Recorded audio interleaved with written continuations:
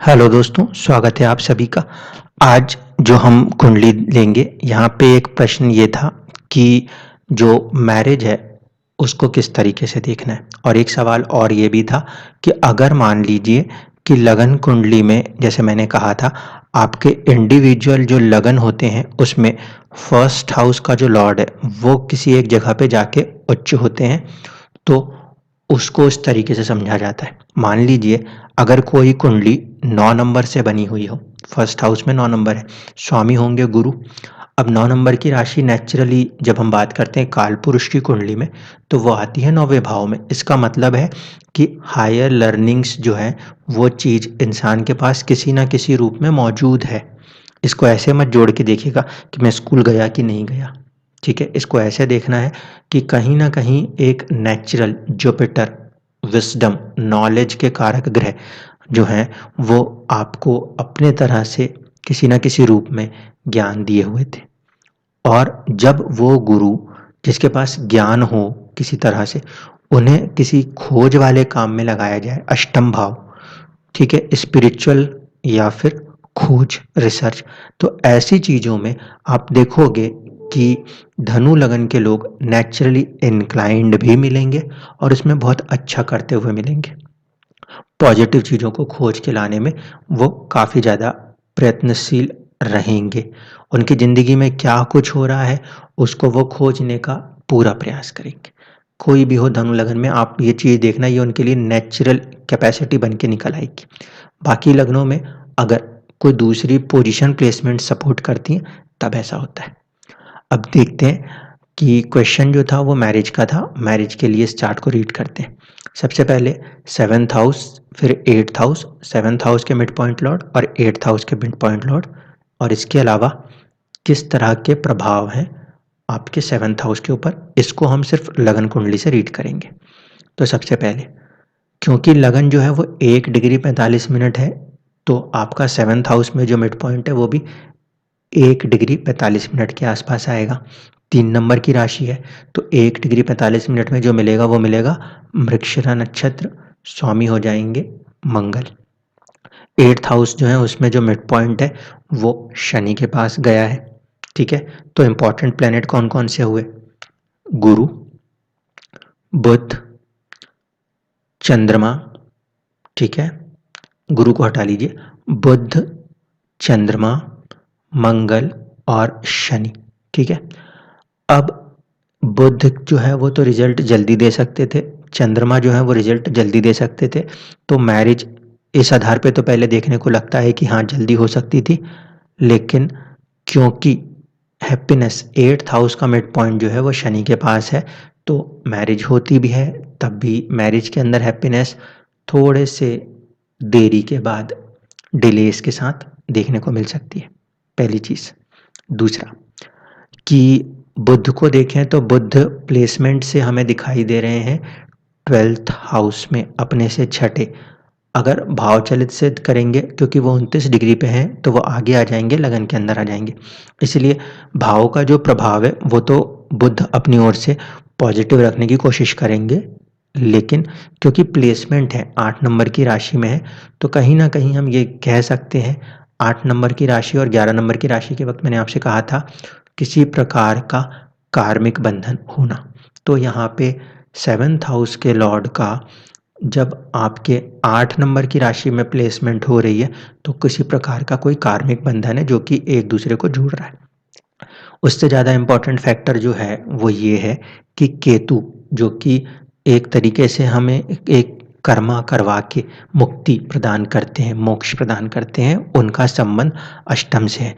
तो या तो किसी तरीके की खोज वाली चीज़ें आपके ज़िंदगी में आपका एक कर्मा कंप्लीट करा रही होंगी, या फिर आपका जो ससुराल पक्ष है वो भी आपको कुछ इस तरीके से मिले जहाँ पे आपको अपना कर्म बंधन पूरा करना हो, ठीक है? कार्मिक डेब्ट्स पूरे करने हों। केतु जो हैं वो फर्स्ट हाउस के मिड पॉइंट लॉर्ड हो रहे हैं और वो 8th में आ रहे हैं, तो ये आपको आध्यात्मिक भी बनाएंगे और चीज़ों को बहुत ही बारीकी से खोजने वाला भी बनाएंगे। यहाँ तक की चीज़ें लगन कुंडली से ठीक है। अब देख लीजिए 7th हाउस को प्रभावित कर रहा है वो है गुरु, गुरु है वक्री, तो गुरु यहाँ पे कहीं न कहीं 7th और 6th दोनों को प्रभावित करेंगे। एक घर 50% 7th 50% 6th। गुरु इस कुंडली में 1st हाउस और 4th हाउस लॉर्ड है। कोई भी ग्रह केंद्र का स्वामी हो लेकिन शुभ ग्रह हो तो थोड़ी-सी शुभता खो देता है, लेकिन क्योंकि 1st हाउस लगन के स्वामी हो रहे हैं, इस वजह से कहीं न कहीं पॉजिटिव माने जाएँगे। तो हम बोलेंगे कि 7th हाउस के ऊपर गुरु का जो प्रभाव है वो पॉजिटिव है। लोगों के बीच अगर नेम, फेम आपका एक्सपेंड होता है तो उसमें जुपिटर आपको सपोर्ट करेंगे, ठीक है। अब दूसरी चीज़ वो ये कि शनि की दृष्टि जो है वो कारक गुरु के ऊपर भी है और साथ ही साथ 7th हाउस के ऊपर भी।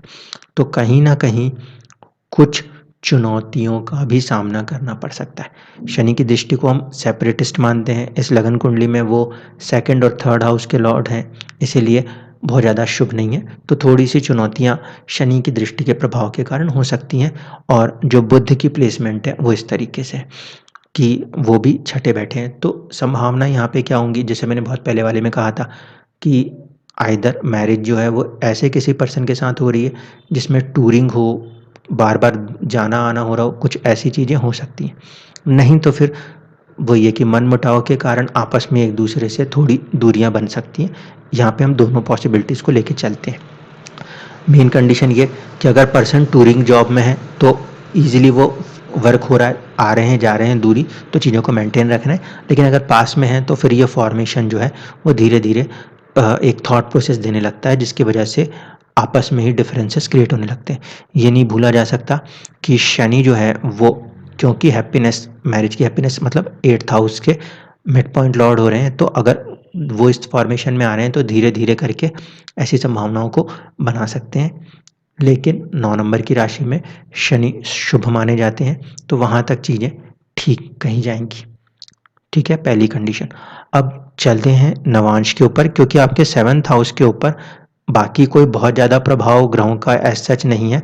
प्रभाव इस तरीके से ज़रूर बोलूँगा मैं कि 7th हाउस का जो लॉर्ड है बुध, उसके साथ सूर्य का प्रभाव है और आगे-पीछे जो है मंगल और शनि है। शनि जो है वो आगे के घर में जा रहे हैं, ठीक है? इसीलिए एक वीक कहना चाहिए पापकत्री योग वो बुध के आस-पास मौजूद है। इसीलिए मैरिज लाइफ में कुछ चुनौतियों का सामना लगन कुंडली में इस आधार पे कहा जा सकता है। जो सूर्य हैं वो 9th हाउस के लॉर्ड होके साथ में आ रहे हैं, तो 7th हाउस और 9th हाउस लॉर्ड का जो कॉम्बिनेशन बनेगा वो अच्छा कॉम्बिनेशन माना जा सकता है। ये हो सकता है आफ्टर मैरिज विदेश में जाना पड़ सकता है, क्योंकि सूर्य जो है, भाग्य जो है वो भी 12th हाउस के साथ जुड़ के अपने आप को खुलने की प्रवृत्ति दिखा सकता है। ठीक है? तो ये चीज़ पॉसिबल है कि पार्टनर कुछ ऐसे नेचर में आए जिसकी वजह से working visa and anything reasons पे आप बाहर भी जा रहे हो। अब चलते हैं नवांश की तरफ। नवांश की कुंडली में अगर हम देखें तो आपको क्या सिचुएशंस बनेंगी, क्योंकि मैरिज को ज़्यादा क्लियर नवांश करता है। ये आपकी नवांश कुंडली है। नवांश कुंडली के त्रिकोण जो होते हैं वो इंसान की नेचुरल कैपेसिटीज़ को बताते हैं। आपका एक क्वेश्चन ये भी था कि मान लीजिए मेरा जो नवांश है वो 1 नंबर से बन रहा है, ठीक है? और लगन जो है वो 9 नंबर से बन रहा है। तो आपका जो लगन में डिग्री है वो पहले नवांश को दिखाती है। मैं एक आध दिन एक वीडियो बनाऊँगा जिसमें हर एक नवांश को लेके कुछ चीज़ों को मेंशन्ड किया गया है, ठीक है? तो आप इसको ऐसे रीड नहीं करना कि आपने अपनी लगन कुंडली और नवांश कुंडली को बराबर पे बनाया, तो आपको जो ये नवांश का लगन है ये पंचम में आ रहा है, तो वो पंचम में नवांश गया है। ऐसा रीड मत करना। आप इसको ऐसा रीड करोगे कि डिग्री के हिसाब से जो मेरा नवांश मुझे मिला है, वो पहला नवांश है, लेकिन वो नवांश मुझे 5th हाउस में मिला है। 5th हाउस होता है पूर्व पुण्य का। तो मैंने जैसे बोला ना कि कार्मिक बंधन्स मुझे केतु और इस तरीके से दिखाई दे रहे हैं, तो पास्ट बर्थ का कोई रिलेशन हो रहा है नवांश का आपके लगन कुंडली में। तो मैरिज में भी वो फॉर्मेशन देखने को मिल सकता है। एक तरीके से वो कंटिन्यूटीज़ कही जा सकती हैं। इसको इस तरीके से लीजिएगा। अब यहाँ पे आएँ और नवांश के अंदर चीज़ों को कैसे देखना है। नवांश के अंदर भी हम पहले ये देख लें कि लगन कुंडली में जो 7th हाउस के लॉर्ड थे, उनकी स्थिति नवांश में कैसी है।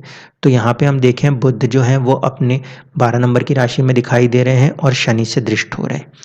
तो 12वें भाव में बुध का जाके नीच राशिस्थ होना किसी प्रकार की कुछ चुनौतियाँ दिखा सकता है, लेकिन ऐसे में वो नीच भंग हो जाएगा, पहली बात। लेकिन फिर वही चीज़ है कि पार्टनर को बार-बार दूर जाना पड़ रहा है, तो जो 12th हाउस है, उसमें किसी तरीके की थोड़ी-सी कमी देखने को मिल सकती है, ठीक है? अब 12th हाउस क्या है वो आप समझ जाओ, है ना? अब यहाँ पे चीज़ों को देखें, 7th हाउस को लेकर यहाँ पे स्पेसिफिक बात करेंगे। लगन के 7th लॉर्ड की स्थिति को नवांशा में देख लिया जाता है, वो पहली कंडीशन फुलफिल कर दी मैंने। अब देखिए 7th हाउस के जो लॉर्ड बन रहे हैं वो बन रहे हैं वीनस, तो हो सकता है कि आपके पार्टनर जो है वो या तो बिज़नेस में आएँ, क्योंकि 7th जो है वो कहीं न कहीं तुला राशि बिज़नेस को या फिर आईटी प्रोफ़ेशनल्स को शुक्र के प्रभाव को दर्शाती है, पहली चीज़, ठीक है? दूसरा कि 7th हाउस के ऊपर यहाँ पे कोई ऐसा नेगेटिव प्रभाव नहीं दिखाई देता। जो कारक है, क्योंकि फीमेल चार्ट है तो कारक हुआ जुपिटर। जुपिटर नवांश की कुंडली में राहु केतु एक्सिस में बैठे हुए हैं, ठीक है? इसीलिए कहीं न कहीं थोड़ी बहुत चुनौतियाँ कही जा सकती हैं। चुनौती वही हो रही है कि कहीं न कहीं टूरिंग हो रहा है या कुछ ऐसी चीज़ें हो रही हैं जो थोड़ा दूरियाँ बनाएँ, तो उस वे में इसको पॉज़िटिव ही लीजिएगा, उसको फिर नेगेटिव मत लीजिएगा, ठीक है? अगर मैं ऐसे नवांश को रीड करूँ तो आपके पास एक बहुत अच्छी आवाज़ होनी चाहिए, चंद्रमा जो है वो केंद्र में आ रहे हैं, राहु हैं तो आपके पास रिसर्च माइंडेड कैपेसिटी बहुत अच्छी होगी नेचुरली, और सूर्य क्योंकि आपके पास आ रहे हैं 9th में, तो आप में एक तो लीडरशिप स्किल्स नेचुरली हैं और हो सकता है कि आप म्यूज़िकल इंस्ट्रूमेंट्स के साथ भी बहुत नेचुरली काम कर लेते हों, ठीक है? तो ये नवांश के ऊपर-ऊपर की स्थिति है। अपना कंसर्न क्वेश्चन जो है वो है मैरिज।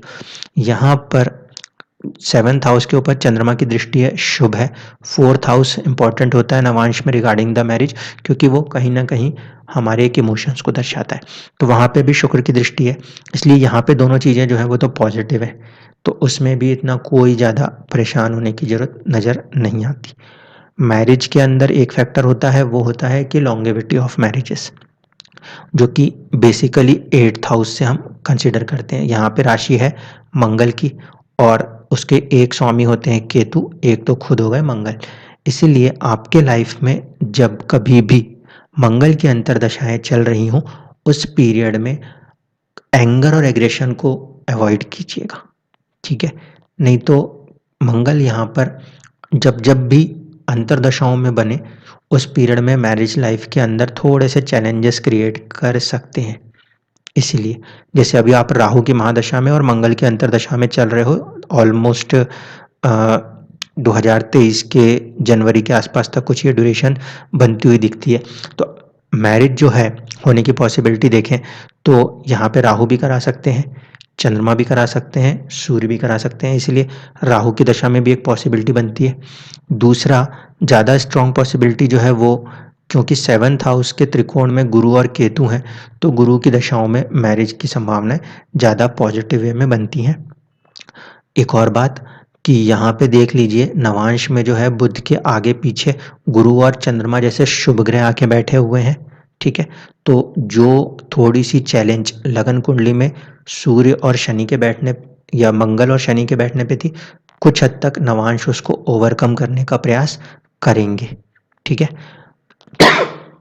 तो मैरिज के लिए राहु की दशा भी आपको सपोर्ट कर सकती है और साथ ही साथ आपको गुरु की दशा भी सपोर्ट कर सकती है। वीनस की कोई अंतर या छोटे प्रत्यंतरों में ये इवेंट को होते हुए आप अपने लाइफ में देख सकते हो। धन्यवाद।